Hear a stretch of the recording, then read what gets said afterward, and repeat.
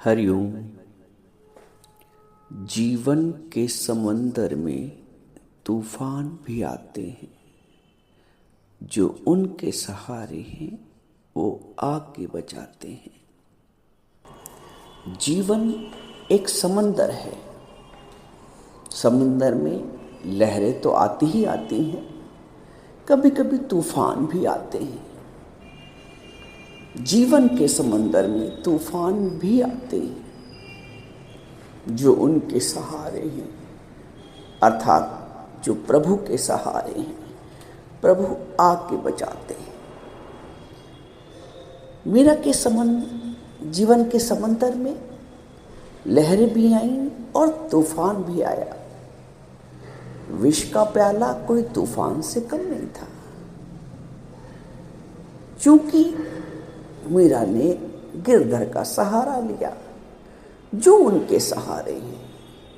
चूंकि मीरा ने गिरधर का सहारा लिया, वो तूफान आया और चला गया। प्रहलाद के जीवन में तूफान आया, रोज लहरें आती थी। एक दिन तूफान भी आ गया, जब उसको अग्नि के सुपुर्द कर दिया गया। आते हैं तूफान। ज्ञानी के जीवन में भी तूफान आते हैं और संसारी के जीवन में भी तूफान आते हैं।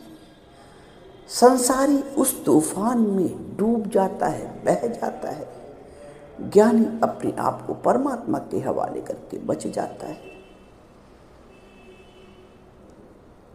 आपको पता है कि एक समय ऐसा भी था जब तकनीकी इतनी उन्नत अवस्था में नहीं थी, जब विज्ञान का इतना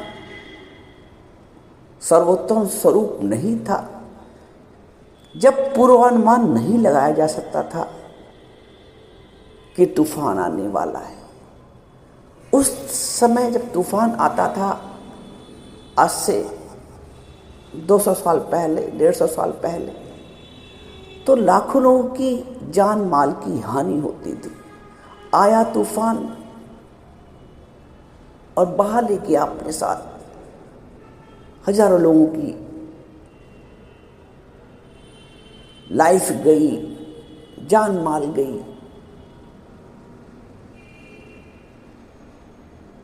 और अब की तकनीक ही ऐसी है कि पहले से ही पूर्व सूचना मिल जाती है कि ऐसा ऐसा तूफान आने वाला है।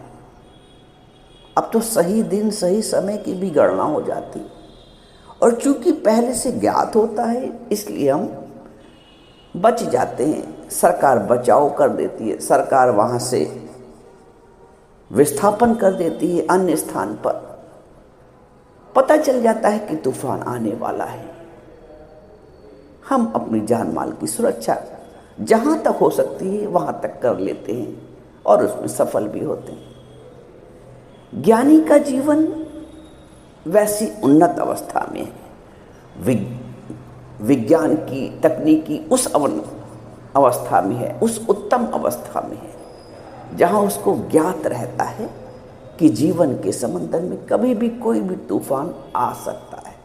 क्योंकि ज्ञानी को पूर्वानुमान रहता है और वो परमात्मा के सहारे रहता है, इसलिए उस तूफान के नुकसान से बच जाता है। और संसारी व्यक्ति उस तूफान में बह जाता है, हाय हाय करता है, रोता है, परेशान होता है। ज्ञानी के जीवन में भी शारीरिक समस्याओं के तूफान आते हैं, आर्थिक समस्याओं के तूफान आते हैं, मानसिक उलझनों के तूफान आते हैं। क्योंकि ज्ञानी को पूर्व से पता है कि तूफान है, आएंगे और आकर चले जाएंगे, इसलिए वो निश्चिंत होकर, दृष्टा होकर सारे तूफानों को देखता है। भगवान राम के जीवन में यकायक तूफान आया। कहाँ राजगद्दी की तैयारी हो रही थी, कहाँ उन्हें वनवास जाना पड़ा, कहाँ उन्हें राजसी वस्त्रों को धारण करना था, कहाँ उनको एक सन्यास के वल्कल वस्त्रों को धारण करना पड़ा। ये तूफान है ना। ज्ञानी के जीवन में तूफान आते हैं और तूफान संसारी के जीवन में भी आते हैं। संसारी उसमें बह जाता है, संसारी उसमें परेशान होता है। ज्ञानी दृष्टा भाव होकर शारीरिक समस्याओं का तूफान तो वो भी देखता है, आया है तो जाएगा भी, लहर आती है तो जाती है। बड़े से बड़े कष्ट आते हैं, बड़े से बड़े तूफान आते हैं। जिसको परमात्मा पे भरोसा है, जिसको ईश्वर की रजा में राजी रहना आ गया है, वो अडिग रहता है, वो डिगता नहीं है, वो लहरों के साथ बहता नहीं है। ज्ञानी का जीवन ऐसा स्थिर है, बाहर के तूफान उसको अंदर से तोड़ते नहीं है, बाहर के तूफान उसको अंदर से तोड़ते नहीं है। ज्ञानी अपनी आत्मभाव में स्थित रहता है, ज्ञानी अपने आत्मभाव में स्थित रहता है। हवा चलती है, आंधी तूफान आते हैं तो छोटी मोटी जो वस्तुएं हैं सब उड़ जाती हैं, बड़े बड़े पहाड़ चट्टान के रूप में खड़े रह जाते हैं। ज्ञानी वो चट्टान है, ज्ञानी स्थिरता की, ज्ञानी आत्मनिश्चय की चट्टान है। शरीर भाव वो हल्का फुल्का तिनका है जो उड़ जाता है शरीर के भाव में, कभी मान के रूप में, कभी अपमान के रूप में, कभी निंदा के रूप में, कभी आर्थिक रूप में, कभी शारीरिक कष्ट के रूप में। ये तूफान आते हैं, लेकिन जिसको परमात्मा पे भरोसा है, जिसका सहारा रघुनंदन होगा, उसका सफल क्यों ना जीवन होगा। जिसने रघुनंदन को सहारा बनाया है, जिसने रघुनंदन का सहारा लिया है। वैसे तो दुनिया में संसार के रूप में देखो तो सहारे बन बन के टूटते हैं, बन बन के सहारे टूटते हैं। ये रस्म पुरानी है जग की, जो टूटे कभी और छूटे ना, वो तेरा सहारा काफ़ी है। ज्ञानी ने वो सहारा लिया है जो टूटे कभी और छूटे ना। ज्ञानी का सहारा वो सहारा नहीं है जो बनता है और बिगड़ जाता है, जो बनता है और छूट जाता है। ज्ञानी ने ऐसा मजबूत सहारा लिया है। संसार के सहारे बन बन के टूटते हैं, बन बन के सहारे टूटते हैं। ये रस्म पुरानी है जग की, जो टूटे कभी और छूटे ना, वो तेरा सहारा काफ़ी है। हमको वो सहारा पकड़ना है, हमको वो चट्टान बनना है, निश्चय की चट्टान। आत्मभाव के बिना निश्चय की चट्टान नहीं बनती है।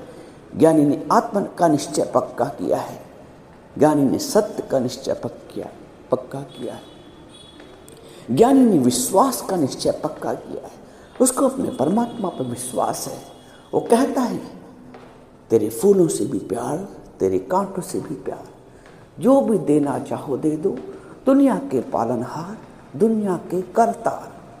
ये है अडिग भरोसा, ये है ना डोलने वाला भरोसा, ये है निश्चय, ये है परमात्मा से प्रीत। जब किसी से प्रीत होती है ना, तो उसके सुख दुख सब बर्दाश्त किए जाते हैं, क्योंकि प्रेम है ना। ज्ञानी को प्रेम हुआ है, मीरा को प्रेम हुआ था ना, सब कुछ बर्दाश्त किया। वो ईश्वर ही सहन शक्ति देता है। जिसका सहारा रघुनंदन होगा, उसका सफल क्यों ना जीवन हो गया। तो सहारा रघुनंदन है, सहारा ज्ञान है। जिसका सहारा ज्ञान है, संसार का ज्ञान उसका बाल बीमा का नहीं कर सकता है। हमारा सहारा ज्ञान है, हमारा सहारा हमारा आत्मा का निश्चय है। हमारा सहारा वो लहरें नहीं है, हमारा सहारा समुंदर है, वो विशाल समंदर। हमारा स्वरूप समंदर का है। हमारा स्वरूप अज्ञान में लहरों हुआ करता था। खुश होते थे, दुखी होते थे, छोटी छोटी बातों पे परेशान होते थे, छोटी छोटी बातों पर हर्षित हो जाते थे, क्योंकि लहरों का स्वरूप था, आने और जाने वाला स्वरूप था। अब आत्म स्वरूप है, अब सागर स्वरूप है। सागर में लहरें कितने भी आए, सागर अडोल रहता है। तो जीवन के समंदर में तूफान भी आते हैं। जो प्रभु के सहारे हैं, प्रभु आपके बचाते हैं। जो उनके सहारे हैं, वो आकर बचाते हैं। तो कैसा भी कष्ट हो, शारीरिक, मानसिक, आर्थिक, ये लहरें हैं, ये तूफान हैं। तूफान आएंगे और चले जाएंगे। हम दृष्टा बन करके, हम आत्मभाव में, हम ईश्वर के प्रेमी बन के, परमात्मा के प्रेमी बन के, परमात्मा की भेजे गए समस्त उपहारों को स्वीकार करें। ये उपहार है। मीरा ने कभी शिकवा शिकायत नहीं की, गिरजा तुमने ये क्या किया, मैंने तुमसे प्रेम किया और तुमने मेरे को इतना कष्ट दिया। वो ज्ञानी उल्हानी नहीं देता है, भक्त कभी उल्हानी नहीं देता है। ये पहचान है भक्त की। और कभी कभी लगता है भक्त के पास कुछ ज़्यादा ही समस्याएं आती हैं, तो आती हैं, सच में आती हैं, क्योंकि जिसने परीक्षा हाल में प्रवेश किया उसी की तो परीक्षा होगी ना। जिसने प्रवेश लिया है, एडमिशन लिया है, उसी का तो इम्तिहान होगा। तो ज्ञानी ईश्वर को इतना प्यारा है, भगवान ने कहा है ज्ञानी तात्मा में मतम, ज्ञानी मेरा ही स्वरूप है। तो जो ज्ञानी परमात्मा का स्वरूप है, जिसने एग्जामिनेशन हॉल में प्रवेश किया है, जिसने प्रकृति से लड़ना सीखा है, तो परीक्षा भी तो उसी की होगी ना। तो हम सब वो परीक्षार्थी हैं, वो सफल परीक्षार्थी हैं जो प्रकृति से लड़ते हैं और जीतते हैं, क्योंकि हमें अपना आत्मस्वरूप पता होता है, हमें अपने आत्मस्वरूप का निश्चय होता है। शरीर भाव में थे जब तक, तब तक अज्ञान था। अब हम आत्मभाव में हैं, अब हम ज्ञान स्वरूप हैं। अब हम शरीर के कष्टों को अपना कष्ट नहीं मानते। एक घोड़ा है, एक घुड़सवार है। यदि घोड़े की कोई समस्या है, घोड़ा थक गया है, तो घुड़सवार ये नहीं मानता कि मैं थक गया हूँ। घोड़े की मालिश कर देता है, घोड़े को उपचार कर देता है, और उपचार करने के बाद घुड़सवार मस्त है। घोड़े की समस्या को अपनी समस्या नहीं मानता है, घोड़े की सेवा करता है, सत्कार करता है, मालिश करता है, लेकिन अपना निश्चिंत भी रहता है। घोड़े की थकान को अपनी थकान नहीं मानता।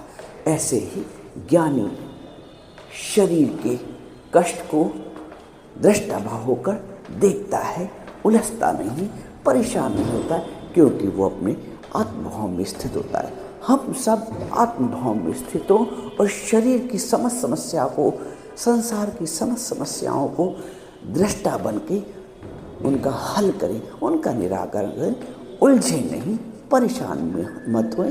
तो जीवन के समंदर में तूफान भी आते हैं, जो उनके सहारे हैं वो आकर बचाते हैं। ईश्वर का सहारा सबसे उत्तम, सबसे प्यारा। मैं आपको बताऊं, इस समय जब मैं ये सत्संग कर रहा हूँ, रात का 10 बजा है, एक हॉस्पिटल में हूँ। अगर सांसारिक भाषा में कहा जाए तो समस्या है, कोई अधिक बीमार है, कष्ट है, लेकिन कष्ट में भी ईश्वर पे भरोसा है, ईश्वर की न्याय पे भरोसा है। जिसका सहारा रघुनंदन होगा, वही मैं कह रहा हूं, सहारा ईश्वर का है ना, तो बाहर की समस्याएं भी हल हो जाती हैं। उलझने से फायदा कोई नहीं। हम उलझेंगे तो उलझ के बह जाएंगे, सुलझेंगे तो दृष्टा भाव में खड़े होके साक्षी बन करके देखेंगे। लहर आएगी, चली जाएगी। हमें लहरों को चीर कर आगे बढ़ना आना चाहिए। समस्याएं सबके साथ हैं, ऐसा नहीं ज्ञानी के जीवन में समस्या नहीं। देह धरे का दंड है, सबका को है। ज्ञानी भोगे हंस के, अज्ञानी भोगे रोए। समस्याएं सबके जीवन में है, क्योंकि ये जो संसार है ना, ये कर्म क्षेत्र है, ये कुरुक्षेत्र है। इसमें हमें धर्म युद्ध करना है अर्जुन बनकर, और हम धर्म युद्ध में विजय तभी प्राप्त कर पाएंगे जब हमारे रथ का जो सारथी है वो कृष्ण होगा। तो हम सबके जीवन का जो सारथी है हमारा कृष्ण स्वरूप गुरु है, जिसने गुरु को सारथी बना लिया है जीवन के रथ का। वो अपने धर्म युद्ध में, अपने कुरुक्षेत्र के मैदान में अवश्य विजयी होगा। तो जिसका सहारा रघुनंदन होगा, उसका सफल क्यों ना जीवन होगा। जिसके हृदय में हरि सुमरन होगा, उसका सफल क्यों ना जीवन होगा।